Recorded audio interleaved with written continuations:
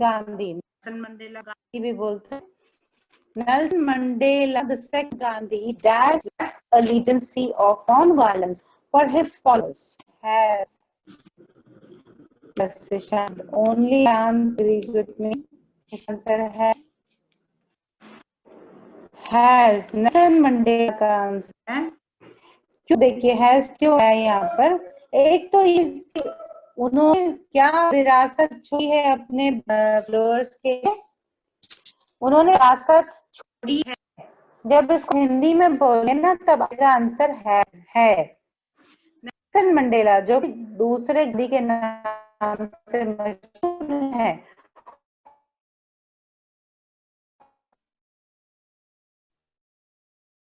उन्होंने अपने फॉलोअर्स के लिए अहिंसा, लेगेसी मतलब विरासत, नॉन मतलब अहिंसा।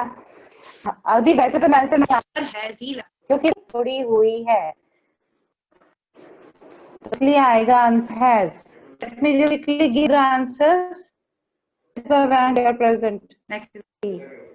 फर्स्ट आंसर है हैज, सेकंड आंसर है डू, थर्ड आंसर है एम, फोर्थ का आंसर है कैन, फिफ्थ का आंसर है हैव, सिक्स्थ का आंसर है वाज, सेवेंथ का आंसर है शुड और एट्थ का आंसर है हैज।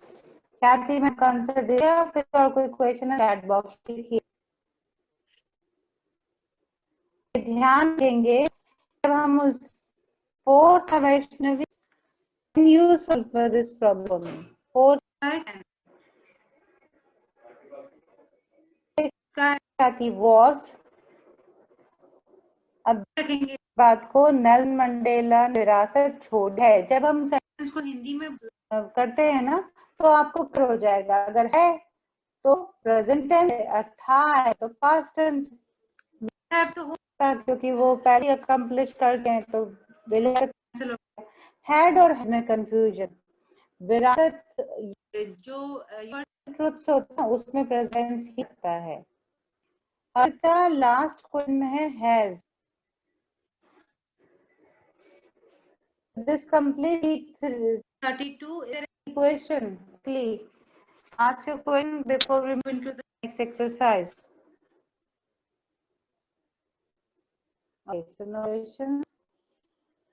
नए स्टूडेंट्स को बता दूं, आप ग्रामर की बुक में भी करना ये एक्सरसाइज, और यही एक्सरसाइज आपको ग्रामर कॉपी में भी करनी है।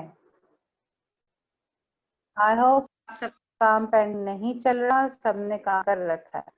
Now this is a difficult exercise. इसमें पूछा गया है कि वर्ड जो उन्होंने अंडरलाइन करे हैं उनमें बताया जाए कि कौन से ट्रांजिटिव हैं और कौन से इंट्रांजिटिव। ख्याति मेरा वेट आपको पता होना क्लास में क्या होता है क्या नहीं हुआ है। ट्रांजिटिव वर्ब क्या होते हैं? जिनको सेंटेंस का कंप्लीट टेंस बनाने के लिए ऑब्जेक्ट की जरूरत होती, और इन ट्रांजिटिव वर्ब वो होते हैं जिनको किसी ऑब्जेक्ट के सहारे की आवश्यकता नहीं होती है, वो सिंपली अपना मतलब बता सकते हैं बिना किसी ऑब्जेक्ट। सेंटेंस में सब्जेक्ट और ऑब्जेक्ट क्या होते हैं? वो होता है सेंटेंस में जो काम को करता है। वर्ब वो होता है इस वर्ड काम के करने या होने का पता चला है।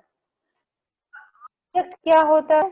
दो ऑब्जेक्ट होता है जिस पर काम किया है या जिसके लिए काम किया गया है। Yes Princy, what is query? B has, have, yes sure, मैं बता देती हूँ आपको। देखिए हैज और हैव में बेसिक डिफरेंस होता है क्या? हैज यूज होता है थर्ड पर्सन सिंगुलर के लिए। थर्ड पर्सन सिंगुलर में कौन आते हैं? किसी एक व्यक्ति का नाम, या ही, या फिर शी, या इट। अगर जिसके बारे में हम बात कर रहे हैं वो सिंगुलर है तो हम हैज प्रयोग करते हैं। बाकी सबके लिए first person, second person, third person, सबके लिए हैव आता है। हैज और does, is, has, does और या वर्ब के साथ खाली s, ये सारी कंडीशन होते हैं थर्ड पर्सन सिंगुलर के, जिसके बारे में बात कर रहे हैं और एक ही व्यक्ति या एक ही चीज है।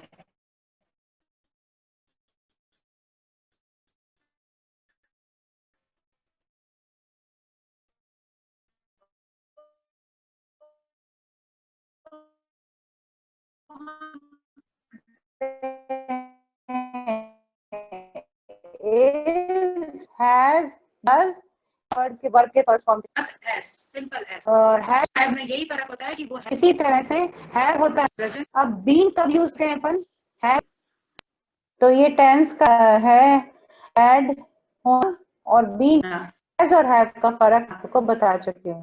Priyanshi please right if you understood this. और मैं आप लोगों को बहुत बार एम्फेसिस करती हूँ थर्ड पर्सन सिंगुलर के लिए, क्योंकि ये basic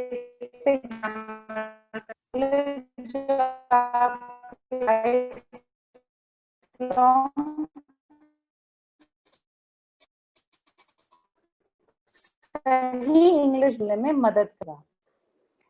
Priyanshi, if you can write the query is complete. 3:30.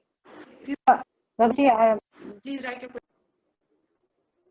quickly write your query in the chat box. Before we start this exercise, I'm still waiting for your questions. Priyanshi not responding, Bhavyanshi not writing anything. Okay, फिर से बता दूं, coming back to exercise 33. Transit verb वो होते हैं जो कि सिर्फ एक्सप्लेनेटरी नहीं होते हैं, उनको किसी ऑब्जेक्ट का सपोर्ट चाहिए होता है। ही इज वॉकिंग, ये क्या हो गया, इसमें ऑब्जेक्ट की जरूरत नहीं है, but he is going to people. Going जो शब्द है वो बताना, क्लियर समझने के लिए हमें ऑब्जेक्ट चाहिए। कहाँ जा रहा है, टेंपल में जा रहा है। He is walking toward temple, अगर ये सेंस है तो ही वॉकिंग, ही पर अगर फुल स्टॉप लगा तो भी समझ आता है मतलब, लेकिन गोइंग वर्ड है तो बताना पड़ेगा कि कहाँ जा रहा है, जब ये ऑब्जेक्ट बताना पड़े। ओके भव्यांशी, अगर कुछ भी क्लियर नहीं है तो please go to the notes on the previous classes and try to stay active in the class. आपको अभी तक ये क्लियर नहीं है कि वर्ब है और नाउन है, तो please go to books, go through your notes and तब आपको क्लैरिटी होगी, तब आपको क्लास में समझ में आएगा। Okay, first sense, the Bhagavad Gita tells us that the people who believe in religion and experience of truth will never quarrel about the names which they assign to God. पहले मैं sentence Hindi बता देती हूँ। भगवद गीता यह कहती है कि जो सचमुच अपने धर्म का ज्ञान है वो कभी भी भगवान के नाम लिए झगड़ा नहीं करेंगे, मतलब हिंदू मुस्लिम झगड़ा नहीं करेंगे, शिव भक्त हो तो विष्णु भक्त, इस पे झगड़ा नहीं करेंगे। अब किसी इंसान और उनको समझा भगवान के नाम को लेकर झगड़ा नहीं करें। अब यहाँ पर अंडरलाइन करें हैं 4 verb, tells, believe, quarrel and assign। अब एक एक कर हम इस वर्ड देखते हैं कि ये ट्रांजिटिव है कि नहीं है। जो आप नीचे स्पेस दे रही है उसमें फर्स्ट सेंटेंस के आप पहले वर्ब लिखे, फिर उसके आगे लिखेंगे ट्रांजिटिव या ट्रांजिटिव कॉमा करके सेकंड वर्ड लिखेंगे। इसी तरह में भी करेंगे।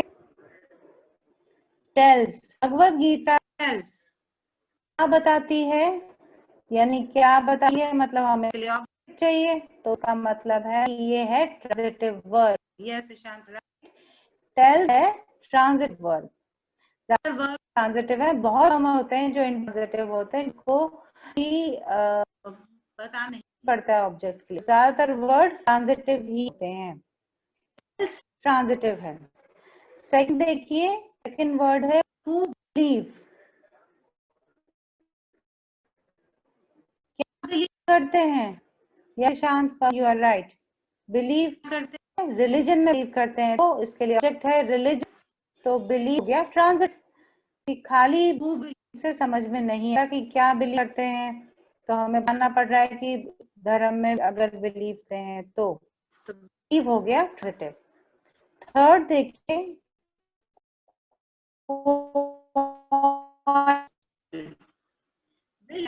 क्वारल। अब यहाँ पर ये क्वारल नहीं करेंगे, no Shant you are wrong, Pawan you are right. Quarrel शब्द जो है वो है intransitive, yes Lakshya also right. Quarrel intransitive ऐसा है, दे विल नेवर क्वारल, यहाँ पे समझ में आता है कि वो झगड़ा नहीं करेंगे। अब आप उसको फर्दर एक्सप्लेन कर अबाउट द नेम्स, लेकिन झगड़ा नहीं करेंगे समझ में आ रहा है, तो क्वारल भैया इंट्रांजिटिव वर्ड। टेल्स ट्रांजिटिव है, बिलीव ट्रांजिटिव है, लेकिन इंट्रांजिटिव है। लास्ट वर्ड की सेंटेंस का असाइन, दे असाइन मतलब देते हैं, दे असाइन क्या असाइन करते हैं? टू वर्ड, इसको एक्सप्लेन करना पड़ा है, तो ये एक्सप्लेन करना पड़ा है किसी ऑब्जेक्ट का, मतलब ये ट्रांजिटिव है। फर्स्ट सेंटेंस में तीन ट्रांजिटिव, सिर्फ एक इंट्रांजिटिव है, वो है क्वारल। सिर्फ क्वारल शब्द है जो ट्रांजिटिव है, बाकी नो ट्रांजिटिव है। Now let's look into the second sentence. They will tell us God is there in our hearts. He is the truth behind our being. He is the Lord of our inner chamber, our soul. Sentence का हिंदी मतलब है कि वो बताएंगे हमें कि भगवान हमारे दिल में रहता है और उसका होना ही एकमात्र सच है, और जो हमारा भगवान है वो हमारे गहराइयों, गहराई दिल के गहराइयों तक, हमारी आत्मा तक देख सकता है।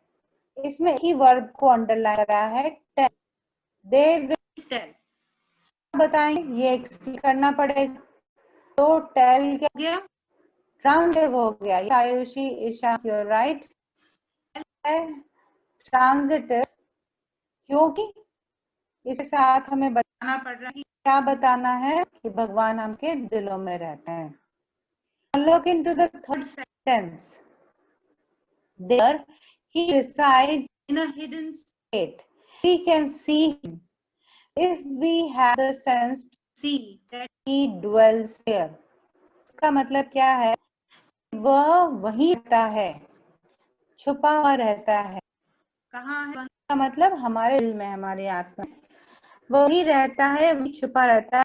हम उसको देख सकते हैं अगर हमारे पास इतने सेंस हो कि हम देख पाए कि वह हमारे ही दिलों में रहता है। इसका मतलब भी हो रहना, रिसाइड्स का मतलब होता है रह।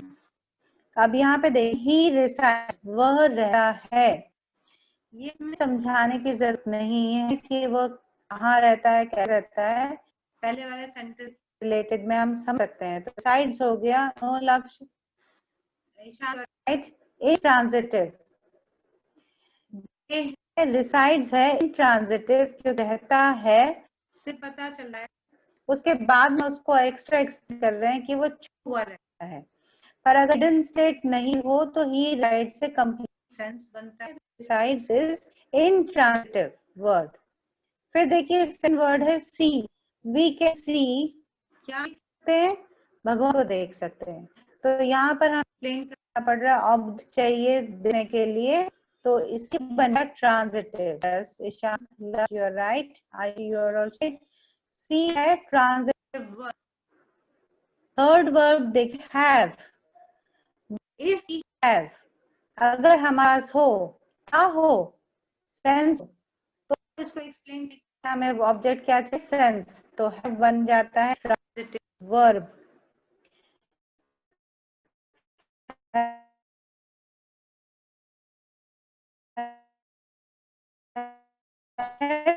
ट्रांजिटिव। लास्ट वर्ड है इस सेंटेंस में dwells। dwells मतलब जिसका वैसे ही reside है उस तरह से भी एक्सप्लेनेशन मिलता है कि वह रहता है वहीं। सेंटेंस में दो ट्रांजिटिव और दो इंट्रांजिटिव वर्ड्स हैं, resides और dwells है इंट्रांजिटिव और see और have दो हैं ट्रांजिटिव। तो दो इंट्रांजिटिव वर्ब है इस सेंटेंस में। मैंने अभी दो समझा दिया, फिर से बताती हूँ। ट्रांजिटिव वर्ब वो होते हैं जिसको समझने के लिए ऑब्जेक्ट आवश्यकता होती है। व्हाट, whom, वेयर, ये क्वेश्चन पूछे जाते हैं तब वर्ड होता है ट्रांजिटिव। और ट्रांजिटिव वो वर्ब है जिसको किसी भी ऑब्जेक्ट के सपोर्ट की आवश्यकता नहीं है, सिंपली सब्जेक्ट और वर्ब से मतलब समझ में आता है।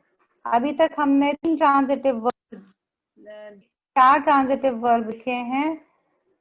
क्वार्ट इंट्रांजिटिव है, रिसाइड ट्रांजिटिव है और ड्वेल्स इंट्रांजिटिव है।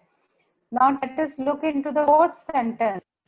Because we have so many other interests and pursuits in life, he stays there unrecognized. अब इसका है कि चूंकि हमारी जिंदगी में हमारे इंटरेस्ट बहुत ज्यादा है, हमारी जिंदगी में हमें मन की तरफ नहीं दे, बाहर की दुनिया की तरफ ज्यादा देखते हैं, तो हमारा ध्यान ईश्वर के प्रति नहीं जाता और तो हमारे दिल में रहा है, हमारे पास है, फिर भी हम की चीजों में बिजी रहते हैं और हम अपने बल के रहते हुए भगवान को पहचान नहीं पाते। ये इसका मतलब है। पहला जो हैव वो देख चुके हैं सेंटेंस में कि हैव है ट्रांजिटिव वर्ब, क्योंकि हमें मानना पड़ रहा है क्या है, हमारे पास क्या बहुत सारा है, इंटरेस्ट है और दूसरी चीज है लाइफ में। हैव है ट्रांजिटिव वर्ब। ही इज वह रहता है, this is in transitive verb. Yes, stage यहाँ पर है इन ट्रांजिटिव। हम उसको एक्सप्लेन कर रहे हैं कि रिकॉग्नाइज्ड वे में जाता है, लेकिन ही से समझ में आ रहा है कि ईश्वर वहीं रहता है। नक्श स्टेज है इन ट्रांजिटिव। इस सेंटेंस में दो वर्ब है, ट्रांजिटिव और स्टेज है इन ट्रांजिटिव। सेंटेंस देखिए, if we can perceive this secret truth, we can see him face to face. इसका मतलब है पर्स मतलब देखना। अगर हम उस ये सच्चाई हम महसूस देख पाए तो हम भगवान को भी फेस टू फेस देख सकते हैं। क्या सच्चाई है? सच्चाई ये है कि अगर हम सबके दिलों में हमारे पास रहता है। इसको वर्ब अंडरलाइन, परसीव और सी और दोनों ट्रांजिटिव हैं। हम क्या सकते हैं, हम क्या समझ सकते हैं, दोनों का मतलब देखने से है। वी कैन परसीव दिस से अगर समझते हैं, क्या समझते हैं, इस को अगर हम देखते हैं, हम देख सकते हैं, किसको देख सकते हैं, ईश्वर को देख सकते हैं। परसीव और दोनों ही ट्रांजिटिव वर्ब हैं, क्योंकि दोनों समझने के लिए हमें ऑब्जेक्ट चाहिए। सिक्स्थ सेंटेंस देखिए, it's at this juncture that we realize that God has possessed us. Junction चौराया, इस मोड़ पर, इस मोड़ पर हम ये समझते हैं कि भगवान ने पजस मतलब हम अपना रखा है। वर्ड है रियलाइज। हमें रियलाइज होता है, क्या रियलाइज होता है, समझ पड़ता है। God has possessed us, possess रखा है गॉड ने, हमको पजेस कर रखा है। रियलाइज और पजेस दोनों ही ट्रांजिटिव वर्ब हैं। दोनों ही ट्रांजिटिव वर्ब हैं। Very good. सेवेंथ सेंस देखिए, it is this notion that has given our culture a wider vision. Notion मतलब आइडिया। यही एक भाव है जिससे हमारा जो कल्चर है, कौन सा, हिंदू कल्चर, वह उसका विजन बड़ा हो जाता है।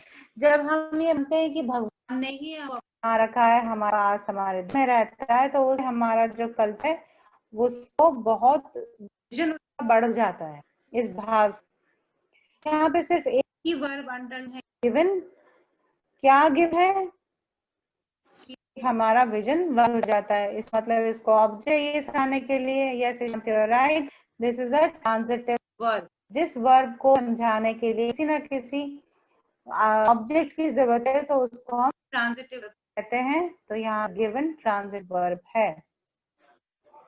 सेंटेंस देखिए, we can see him but we can feel him if we want to. अगर हम चाहें तो हम उसको देख तो नहीं सकते, लेकिन हम महसूस कर सकते हैं। इसको ईश्वर को, अगर हम चाहें तो ईश्वर को महसूस कर सकते हैं। और ये पैसेज बहुत सुंदर है। आई बिलीव कि ईश्वर सब में रहता है। अब इसमें दो वर्ब हैं, सी और फील। हम देख सकते हैं किसको, ईश्वर को। हम फील कर सकते हैं किसको, ईश्वर को। दोनों को समझाने के हमें ऑब्जेक्ट ईश्वर देना पड़ रहा है। ऑब्जेक्ट समझ में आए तो इसका मतलब ट्रांजिटिव है। तो यस ईश्वर राइट, सी और फील दोनों ही ट्रांजिटिव वर्ब। जितने इसमें अंडरलाइंड वर्ड है उन सब से सिर्फ 4 ही इंट्रांजिटिव है। कौन कौन से? क्वारल, रिसाइड्स, ड्वेल और स्टेज। बाकी सारे वर्ड्स ट्रांजिटिव हैं।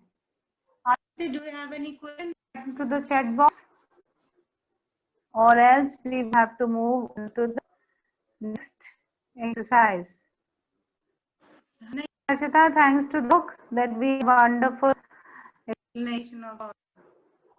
But I believe कि ईश्वर हम सबके हैं। कभी भी किसी भी कभी भी लाइफ कोई प्रॉब्लम हो तो आप अंदर अपने झांक सकते हैं, तो सही जवाब मिल जाएगा।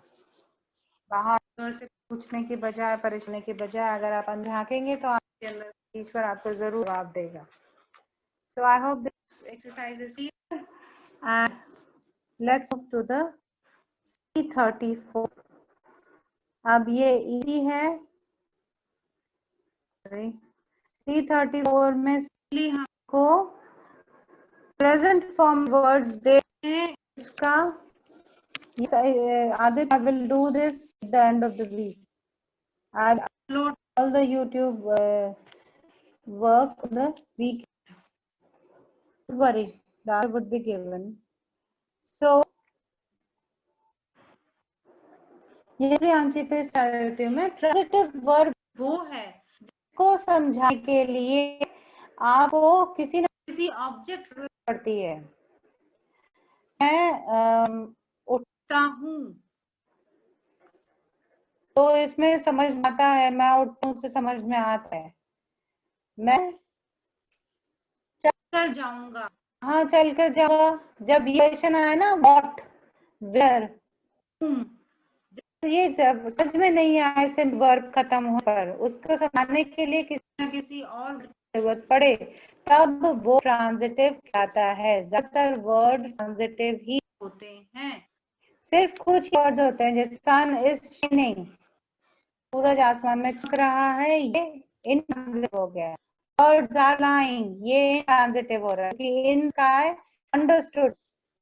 जिस वर्ड में ऑब्जेक्ट को समझा देना भी मत समझ में आए उसको इंट्रांजिटिव कहते हैं। कमिंग बैक टू 34, अराइव का होगा only one is given correct answer. No. Yes, Devanshu, Ishan, one, very good. Arose, AROSE, participle है। Harshita, yes, right. Past participle arisen, ARISEN, नहीं, D नहीं लगेगा। Arisen, arise, arose, arisen। Second देखिए, इसमें ED लगा, past में भी और पार्टिकल में भी। Cleaned, clean, yes, Shant, Pawan, Harsha, very good. Cleaned, clean. देखिए थ्रो का बनता है थ्रू,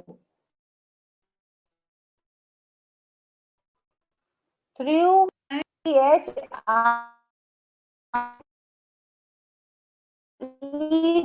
ओ को आकर ई लग जाएगा और लास्ट पार्टिसिपल है थ्रोन, थ्रू, थ्रोन। नो में भी ये होगा, ओ जगह ई लगेगा लास्ट में, नो, न्यू और नोन। नोन में वापस तो आता है ओ डब्ल्यू एन। जैसे थ्रो था उसी तरह से है थ्रो, थ्रोन, नो का है नो, न्यू, नोन। फॉरबिड, देखिए कई चेंजेस हैं। फॉरबिड का पास है फॉरबिड, यस,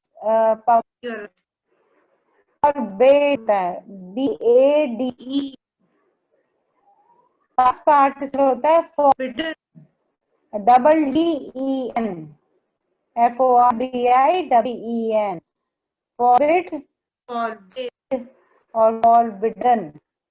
ज्यादा अपन पास्ट टेंस का यूज नहीं करते, पास्ट परफेक्ट में चलते फॉरबिडन, लेकिन इसका पास्ट याद करिए, F R B A D, forbid and forbid. Next है चूज का हो जाएगा chose, C H O S E, Pawan you are right. एक ओ हटा दिए, चू का पास्ट टेंस है चो, और पास्ट पार्टिसिपल होता है चोज। दोनों में ही सिंगल होगा, चोज, चोजन। देखिए फॉरगेट का होता है फॉरगॉट, जी ओ टी, को ओ बनाइए, और पास्ट पार्टिसिपल होता है forgotten, double T E N. Forgot, forgot, yes Ayushi, one, Ishan, very good. Forgot, forgot. Weave, weave past दो होते हैं, यस पर वो भी होता है और वीव्ड, दोनों ही एक्सेप्टेबल हैं। तो फर्स्ट टेंस में दो लिखेंगे, वीव्ड, ई ऑलरेडी है, डी लगाइए, और दूसरा पास इसका सही ग्रामर में पास है वो, डब्ल्यू ओ वी ई, लेकिन वो वुड, ई डी प्रैक्टिस में है। दोनों ही अगर आप लिखेंगे वो और वीव्ड, लेकिन पास्ट पार्टिसिपल का एक ही होता है वो, W O V E N, weave, wove, और वीव का पास्ट वीव्ड होता है, लेकिन पास्ट पार्टिसिपल वोवन ही रहेगा। सिंपल पास्ट में वीव कुछ जगह यूज होता है जिसको एक्सेप्ट कर लिया है ग्रामर में, लेकिन पास्ट पार्टिसिपल वोवन ही रहेगा। मैं एक बार फिर रिवाइज बोल देती हूँ, arise, arose, arisen, clean, cleaned, throw, threw, thrown, know, knew, known, forbid, forbade, forbidden, choose, chose, chosen, forget, forgot, forgotten, weave, weave, और past participle है woven. Let us just quickly go to the last exercise. This completes our verb session. इसके बाद आप लोगों को adverb पढ़ाऊंगी, तो आप पढ़ेंगे, पढ़कर आएंगे क्लास में। नेक्स्ट में we'll start with concept of verb after this exercise and we will be verb. अब इसमें ये जो ब्रैकेट में देखा है भी हम करेंगे। ब्रैकेट में जो इंस्ट्रक्शन है उसी को करना है, आप फर्जी से नहीं लाना है। वो एक बार मैं फिर बता दूं आपको, ये तीन टाइप, इन्फिनिटिव, जेरेंट्स और पार्टिसिपल। इन्फिनिटिव में क्या है, वर्ड का फर्स्ट फॉर्म होता है और आगे टू आते हैं। जेरेंट में क्या होता है, वर्ब का फर्स्ट फॉर्म ही होता है, आगे आई एन जी लगाते हैं और ये एज अ नाउन करता है। लेकिन जो पार्टिसिपल होता है में क्या होता है, आईएन भी लग सकता है, थर्ड फॉर्म लग सकता है, लेकिन मोस्ट इम्पोर्टेंट थिंग होता है पार्टिसिपल एडजेक्टिव वर्क करता है, एडजेक्टिव ही वर्क करता है, इसलिए पार्टिसिपल में यूज होता है। पहला सेंटेंस है, dash instantly has become your regular habit. भूल जाना तुम्हारी, फटफट से भूल जाना तुम्हारी आदत बन गया है। इंफिनिटिव मतलब है कि आगे लगा टू, तो सेंटेंस में हम कहेंगे टू फॉरगेट। आयुषी, हर्षिता, ईशान और ऑल राइट। फिलिप बैंक में आएगा टू फॉरगेट, टी कैपिटल है कि सेंटेंस शुरू हो रहा है। To forget instantly has become your regular habit. Sentence दिए अब इसमें की तरह से यूज किया है हमको। टेक्सचरिंग में मैं आ चुकी हूँ फॉर्म प्लस आई। सेंटेंस हैं does not help one to get out of problems। में से हम अपनी मुसीबतों से बाहर नहीं निकलते। अब यहाँ पे प्लीज समझ में आ रहा है? प्रियंक, पवन, आशी, very good, everybody right answer. Answer है इसका टेलिंग, TEING। टी कैपिटल रखेंगे, यहाँ सेंटेंस का शुरुआत है, कैपिटल्स का ध्यान रखेंगे हमेशा। Telling lies does not help one get out of the problems. ये थर्ड में अब हमें पार्टिसिपल की तरह लेना है, मतलब कि वो एडजेक्टिव होना चाहिए। अब सेंटेंस में देखिए, a stone gives no moss। मतलब है, ये कहावत है, पत्थरों में कभी काई नहीं लगती। वो लोग रुक जाते हैं अपनी जिंदगी में, उन पे जाती है। जो लगातार काम कर रहे, लाइफ मूव ऑन कर रहते, वो कभी बुराई में नहीं पड़ते, वो ध्यान अपने काम पे रहता, तो उधर पता करने में नहीं होते। ये कहावत इंग्लिश की फेमस। तो इसका मतलब क्या है? अब यहाँ दो नाउन है, एक नाउन है स्टोन, एक नाउन है मॉस, मतलब काई, पत्थर और काई। तो आपको रोल यूज करना है जैसे कि स्टोन एडजेक्टिव हो। एडजेक्टिव वर्ड होते हैं जो नाउन प्रोनाउन के बारे में पिट्टी बताते हैं। तो कैसा स्टोन? लगता हुआ स्टोन। तो हम यहाँ पे क्या लगाएंगे? IG लगाएंगे। Yes, everybody is right. A rolling stone gathers moss. एक लुढ़क हुआ पत्थर पे भी काई नहीं दिखती है। सेंटेंस देखिए, I want that you are my best friend. मैं ये कहना चाहता हूँ कि तुम मेरे सबसे अच्छे दोस्त हो। इन का मतलब क्या है? ये टू लगा, सस्पेंस है, से टू लगा लीजिए। Very good. I want to say that you are my best friend. और उसके साथ मैं ये कहना चाहूंगी, I want to say that your class is my favourite class. 8th class is my favourite class. So उसमें जिसमें टू लगा है वो क्या है? इन्फिनिट। तो इसका आंसर है टू वे। फिफ्थ देखिए, it is not possible for me dash in a weeks period. Verb है यहाँ पे रिटर्न, और उसको यूज करना है इन्फिनिटिव की तरह। इन्फिनिटिव क्या होता है? टू लगता है। Yes, very every is understood. It is not possible for me to return. वापस लौटना इसी हफ्ते के अंदर मेरे लिए पॉसिबल नहीं है। है टू रिटर्न। सिक्स सेंटेंस देखिए, the dash lion at the zoo frightened the children away. Zoo में जो लायन था, उसके गुर्राने से सारे बच्चे डर गए। मतलब गुर्राना। अब पार्टिकल की तरह यूज करना है, मतलब वो होना चाहिए। अब भी इसमें कितने से नून है? एक नून है लायन, एक नाउन है जू, और एक नाउन है चिल्ड्रन। तो ये किस नाउन का ये एडजेक्टिव है? लायन। किस तरह का लायन? गुर्रा हुआ लायन। तो हम करेंगे इसमें ING करेंगे। Yes Pawan, you are right. ING करेंगे। शांति और also the roaring lion at zoo frightened the children. गुर्राता हुआ जो लायन था, उन्हें छोटे बच्चों को डरा दिया। क्वेश्चन दिए, that way to someone is mark of humility।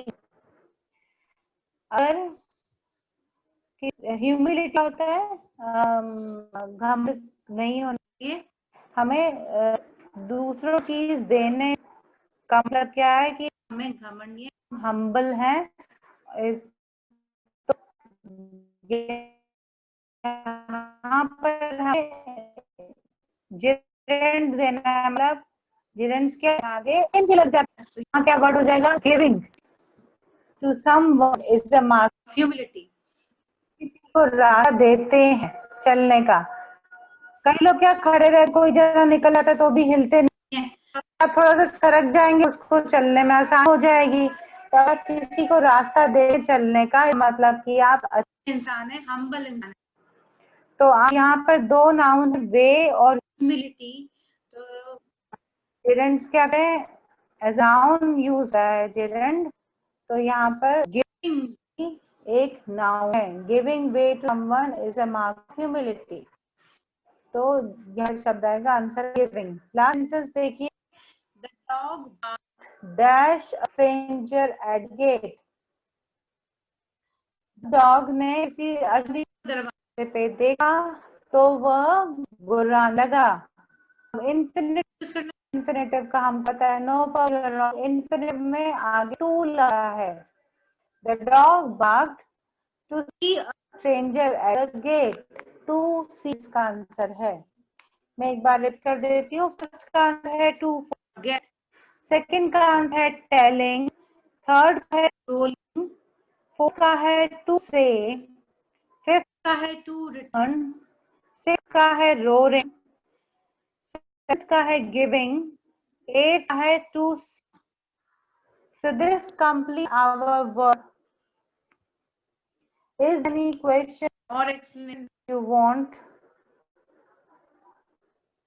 before we complete this topic? Is there any exercise, any question that you want to ask?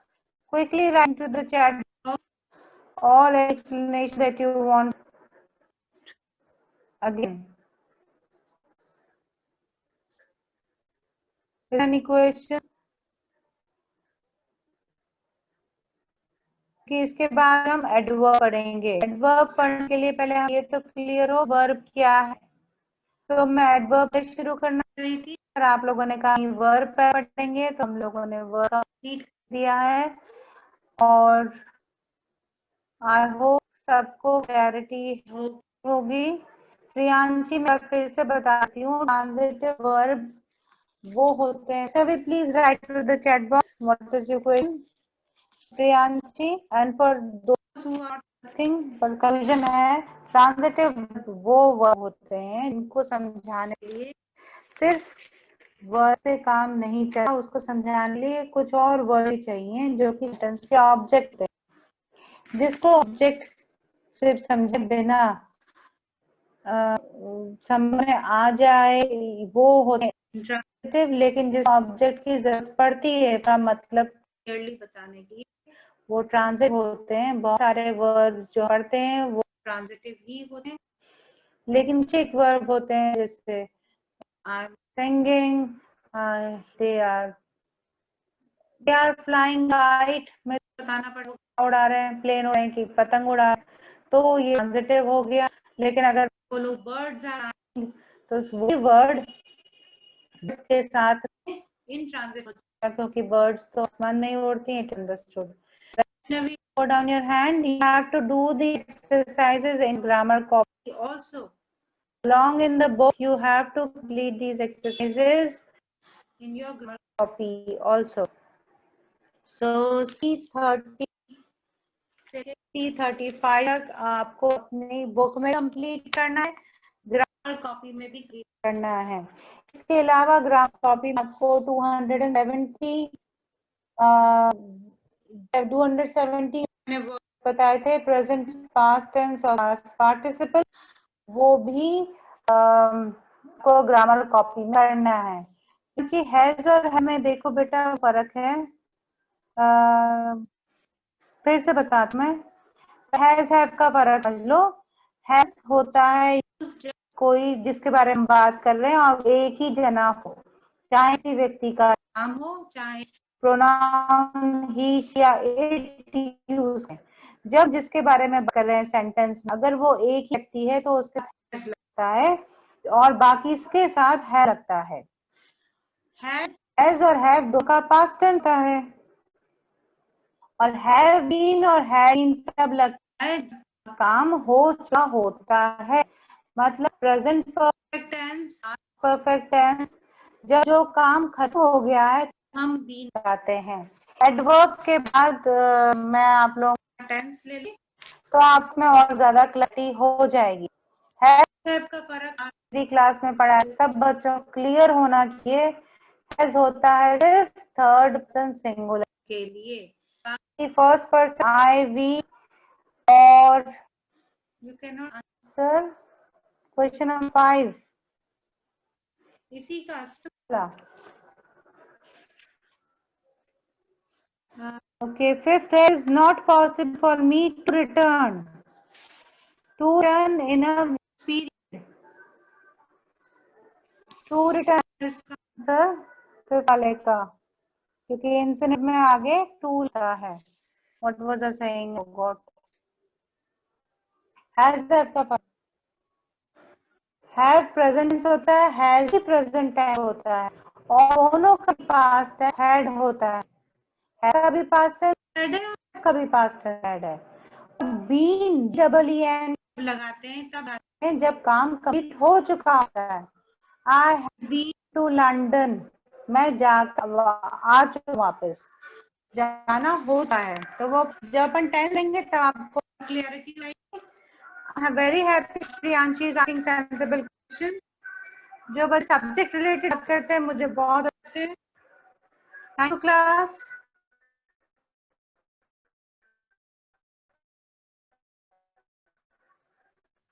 Please be safe. In next class, in the next class we'll talk about verb. Could you